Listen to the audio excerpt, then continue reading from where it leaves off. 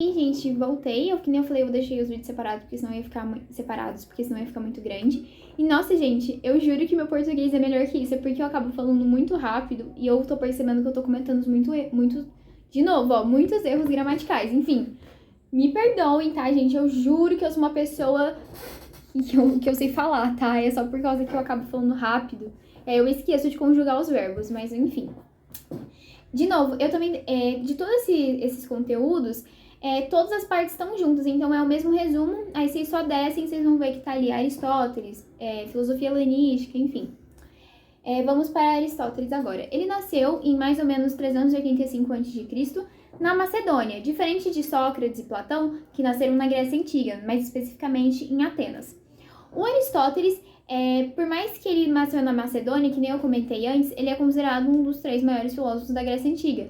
Isso se deve porque, quando ele tinha 17 anos, os pais deles morreram. Os pais deles, aí ó, conjugando tudo errado. O pai dele morreu, o pai e a mãe, desisto. E aí, ele tinha muita grana, né, porque o pai dele era médico, a mãe dele era de família importante, ele acabou se mudando pra Grécia pra estudar realmente o que ele queria estudar. Porque diferente dos outros filósofos, o Aristóteles ele estudou diversos tópicos e escreveu sobre diversos tópicos. Ele escreveu sobre lógica, biologia, ética, política, retórica e arte e física. Isso é muito importante porque isso mostra como ele fazia algo diferente dos outros filósofos. Ele se atentava muito à experiência que ele vivia, o que ele via. Isso se chama metafísica. Isso é além do físico. Ele vê o físico e vê as experiências que ele tem com aquilo. É por isso que ele escreveu sobre, por exemplo, ciências da natureza, que é biologia e física. Porque pra gente ver esse tipo de coisa, a gente realmente tem que ver. Por exemplo, ele é muito importante porque por séculos ele inventou uma separação dos animais, sabe? Tipo, de grupos e tudo mais. Ele que inventou a primeira. E isso se perdurou por séculos. Algumas teorias físicas ele também criou. Claro, não chega a nada comparado a, sei lá, Newton, Albert Einstein. Mas, assim, foi um dos precursores, né? Gente, a gente sempre tem que lembrar. Isso daqui é século antes de Cristo. Que nem eu comentei no primeiro vídeo. Às vezes a gente pensa assim, ai, mas isso é mó senso comum. Mas foram os caras que, tipo, fizeram todo mundo começar a pensar nisso. Então, hoje, pra gente é senso comum porque a gente deve a eles. Então, não vamos desmerecer os caras, tá? Enfim, ele é muito foda por outros motivos que eu já vou comentar. Ele estudou na Grécia Antiga. Quando ele foi estudar na Grécia, ele estudou na Academia de Platão. E lá ele estudou por uns 20 anos e chegou até ser professor por um tempo. E aí, depois disso, que ele virou professor, ele já tava, tipo assim, sendo famosinho e tal, por já ter escrevido diversos livros. O rei da Macedônia convida ele para ser tutor do filho dele, que viria a ser o Alexandre o Grande. Assim, talvez vocês não sejam bons de história, mas esse nome com certeza vocês já ouviram. Para quem não sabe, o Alexandre o Grande foi um dos maiores conquistadores que já existiram. Porque o Império da Macedônia, gente, um pouquinho mais pra frente, dando um spoiler da história, ela vai conquistar a Grécia Antiga. Tipo, ela vai literalmente causar o declínio da Grécia Antiga, vai conquistar a Grécia, mas não só a Grécia, o Alexandre o Grande conquista de territórios. Pensa, a Grécia tá na Europa. Conquista da Europa até a Índia. Ele conquista o Oriente Médio, ele conquista uma parte do Egito. Então, assim, ele atravessa diversos continentes na conquista dele. Ele conquista desde uma parte do continente europeu até uma parte do continente asiático e ainda desce para o continente africano. Então, ele realmente foi um grande conquistador. E ele foi estudante do Aristóteles. Ele deu aula particular e tal para Alexandre o Grande e tudo mais. Só que aí depois que ele deu aula para Alexandre o Grande, ele voltou para a Grécia, ele se desvinculou da academia de Platão e fundou a sua própria academia. De novo, gente, academia é a mesma coisa que universidade e escola, tá? Isso é uma coisa interessante porque vocês provavelmente já ouviram esse nome. Em Franca tem uma escola, inclusive, com esse nome. A escola de Platão, a academia de Aristóteles, a escola de Aristóteles chamava Liceu. E as pessoas que estudavam lá tinham o nome de peripatéticos. Peripatéticos, isso. Porque peripatéticos em grego significa caminhantes, porque eles, tipo, aprendiam enquanto eles caminhavam pelos jardins e tudo mais. Enfim, então ele fundou a sua própria academia que chamava Liceu, e sim, várias escolas hoje que a gente tem no mundo moderno, inclusive aqui em Franca, tem o nome Liceu por causa disso. Algo muito importante, peraí. Eu vou ficando sem voz, velho. Sério. Enfim, algo muito importante é que o Aristóteles, diferente do Platão e do Sócrates, ele se baseava nas experiências que ele tinha. Então, ele via muitas coisas e isso influenciou muito nos seus estudos. Tanto que é por causa disso que ele, por exemplo, faz estudos sobre biologia, sobre física, enfim. Agora a gente vai realmente para principais teorias dele. A gente tem a teoria das 4 formas, que é basicamente, ele fala que tudo existe uma finalidade, né? Porque quando ele tava lá na Grécia, tava tipo um burburinho, porque, não sei se vocês lembram, mas, por exemplo, a gente estudou isso nos pré-socráticos. Os pré-socráticos tentavam descobrir a origem do universo, né? Isso era chamado de arqué lá na época deles. Enfim, eles tentavam descobrir a origem do universo, a origem do universo.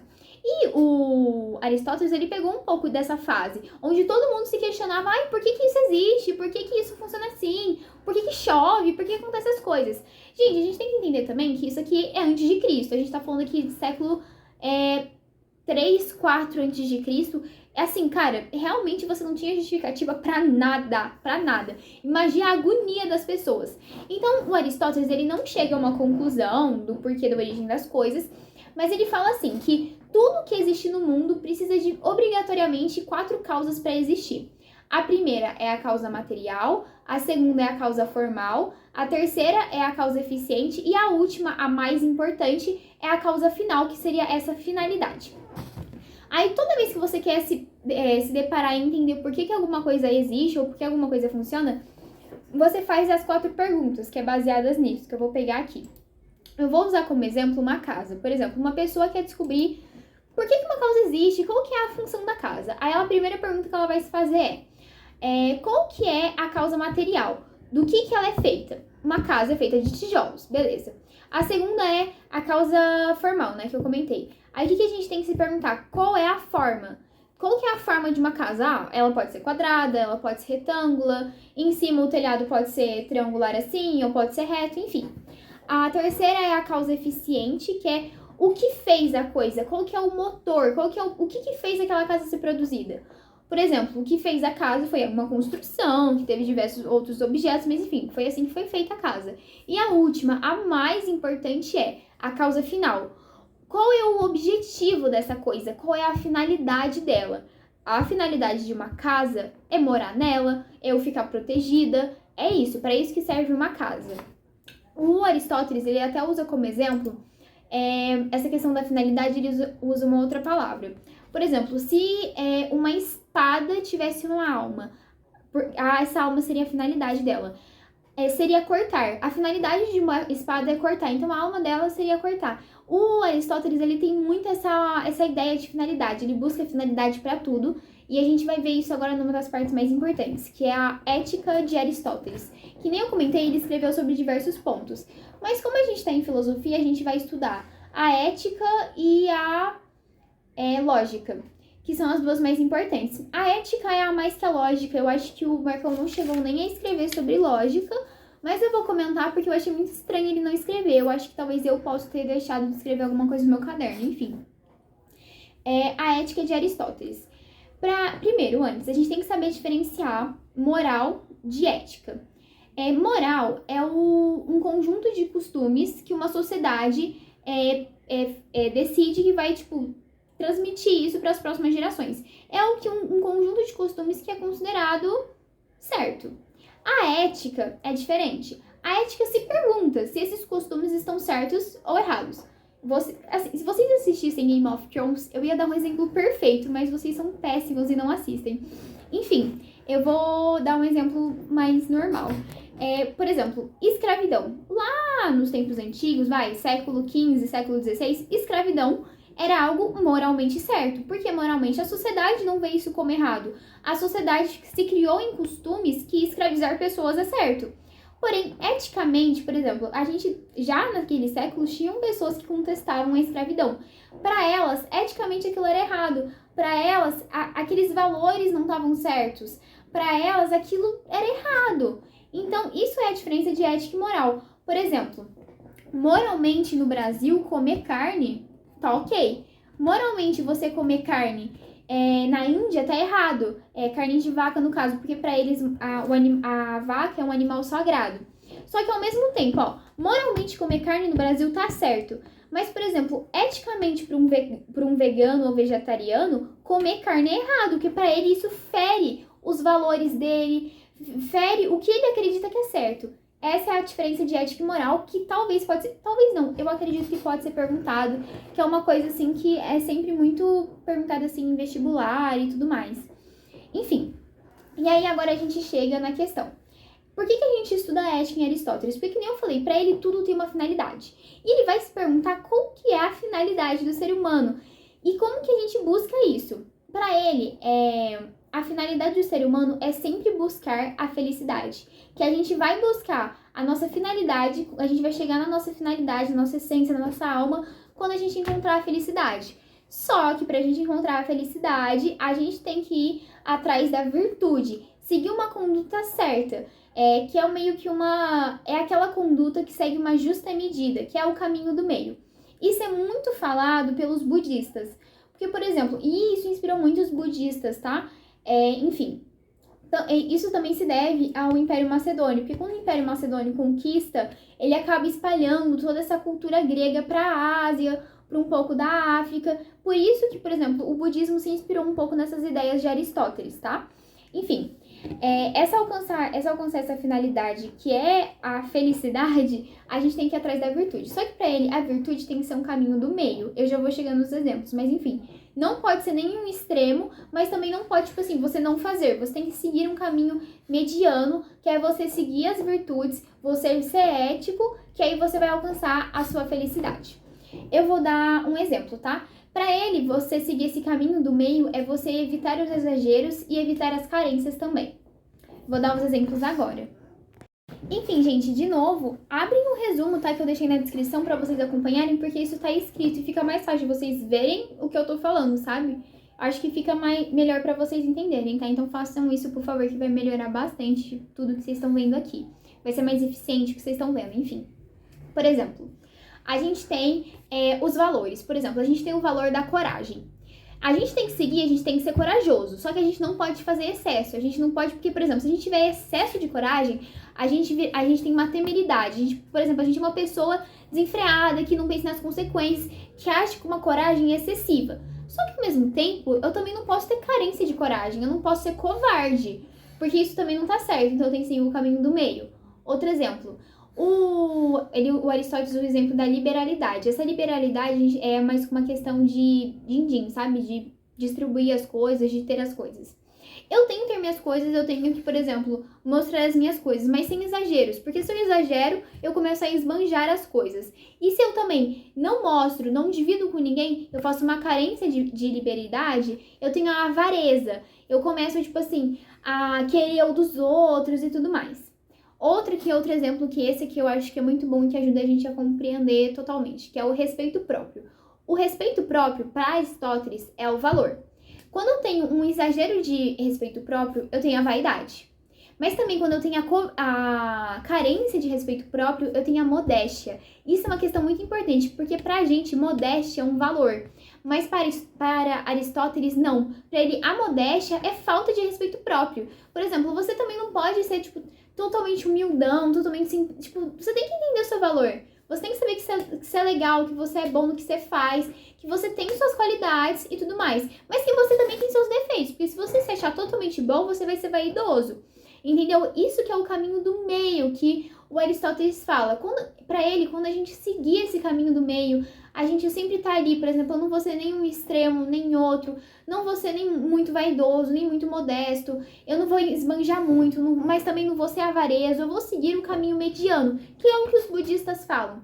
Aí sim, eu vou alcançar a minha felicidade, e aí eu, como ser humano, vou alcançar a minha finalidade. Então aqui para Aristóteles também, por exemplo, as pessoas que alcançam essa felicidade são os mais velhos, porque os mais velhos já conseguiram encontrar esse caminho mediano.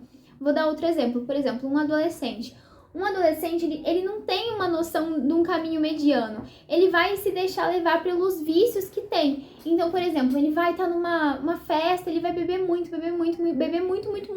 Vai ficar 3 dias de ressaca. Ele não pensou nas consequências, ele não seguiu um caminho moderado. Ele exagerou totalmente num valor, sabe? Ele poderia ter bebido, ok, ter encontrado seu limite, vou beber isso daqui pra também não ficar um chato, sabe? Tipo assim, tá todo mundo... Nossa, essa frase ficou muito ruim, tá, gente? Se vocês não quiserem beber na festa, não bebam. Pelo amor de Deus, mas eu só tô dando um exemplo, porque foi o exemplo que eu pensei na hora.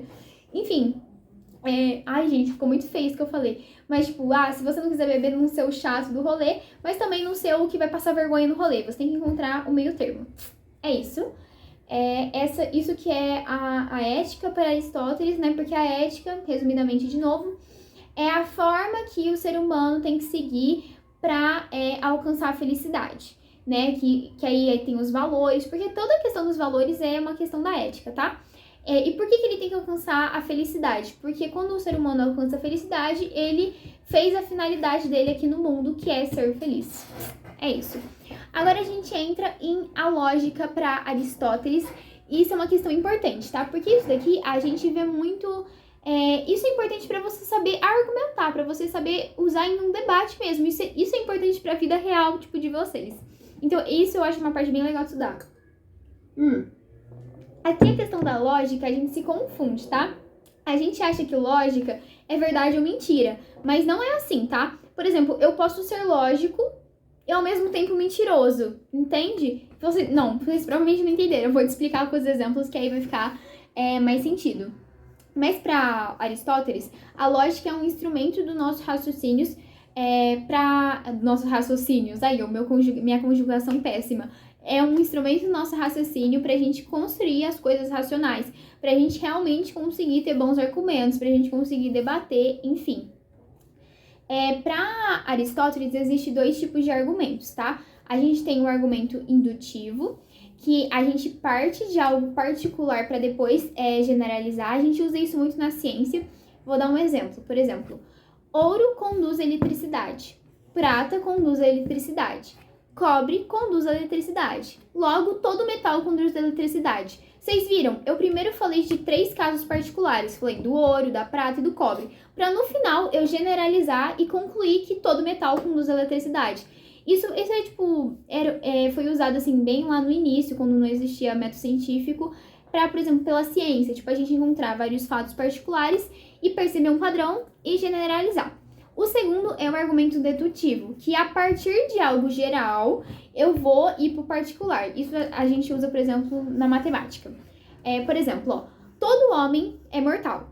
Sócrates é um homem. Logo, Sócrates é mortal. Você viu? Eu primeiro parti de algo geral, por exemplo, falei, todo homem é mortal, generalizei. Depois, eu deixei de generalizar um pouco, mas ainda tá geral. Sócrates é um homem.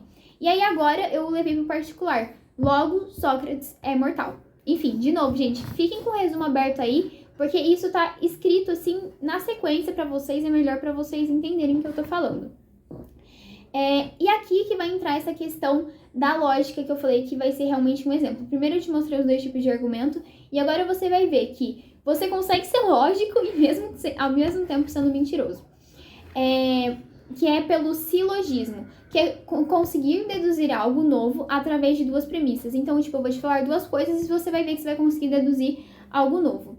E ele pode ser válido ou inválido. E esse válido ou inválido é a questão do lógico ou não lógico. Porque eu vou te mostrar que vai ter 2 frases aqui que são mentirosas, podem ser mentirosas, mas ainda é lógico. Enfim, todo homem é mortal.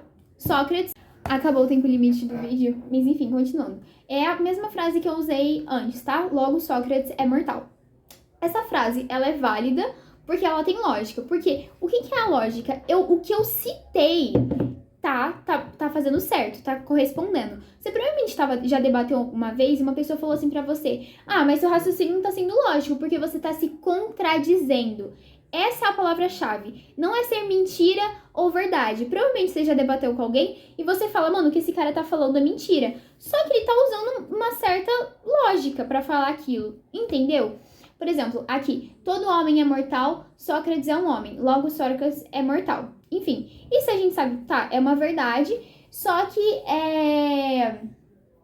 e também é lógico. O outro caso aqui, ó, todo homem é mortal, Sócrates é mortal. Logo, Sócrates é homem. Isso é inválido porque não é lógico. Aqui tá o motivo que eu falei. Por exemplo, essa segunda frase, ela é mentirosa.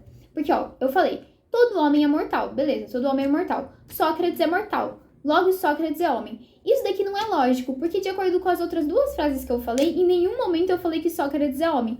Por mais que todo mundo saiba que Sócrates é um homem, como eu não falei isso, isso não é lógico. Isso é a lógica. Isso eu falo que é importante porque, por exemplo, você escreve numa redação. Às vezes o professor de redação vai te falar assim, seu texto tá sem lógica. Porque por mais que você tá falando coisas verdadeiras, você tem que mostrar o que você tá falando. Porque se você não mostra o que você tá falando, ele não é lógico. E eu acho que o exemplo que eu dei do debate foi perfeito. É isso, gente. De novo, vem o resumo. Porque isso eu tô comentando essas frases e eu deixei elas escritas no resumo pra vocês. Leiam os resumos. E é isso. Dessa vez eu não tenho nenhum funk pra mostrar pra vocês. Muito triste, eu sei. Mas é isso. Beijinhos e, de novo, qualquer dúvida, me mandem no particular, por favor. Que eu também, gente, eu não converso com ninguém, tá? Podem me mandar mensagem, eu não ligo, não.